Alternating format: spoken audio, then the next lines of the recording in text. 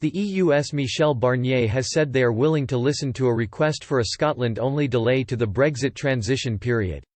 The Brussels bloc's chief negotiator said a Scottish-wide extension would allow the country to remain in the single market and customs union once the UK's current transition period ends on December 31 and even if the rest of the union moves to WTO terms. Mr Barnier warned a no-deal Brexit could be highly damaging for Scotland and force back its recovery from the coronavirus crisis.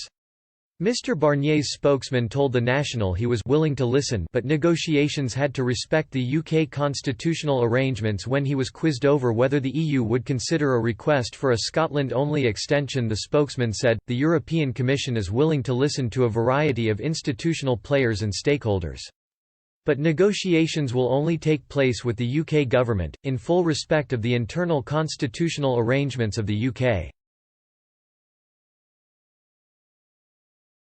It comes after First Minister Nicola Sturgeon urged Prime Minister Boris Johnson to seek a sensible extension to the Brexit transition period, which is due to end on December 31, saying a no-deal Brexit would be reckless.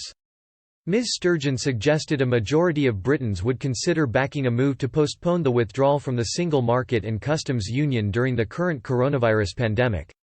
Asked about her views on an extension during her daily briefing on Tuesday, the SNP leader said, "My views on a no-deal Brexit are well known, and my views on the UK government ploughing ahead with a potential no-deal Brexit at the end of this year, regardless of everything we're dealing with, is that it is deeply irresponsible and reckless. We'd make an already acutely difficult situation economically much, much more worse. So I would say very directly to the UK to think again and do what I think the majority of people would probably think is sensible in the midst of a global health crisis.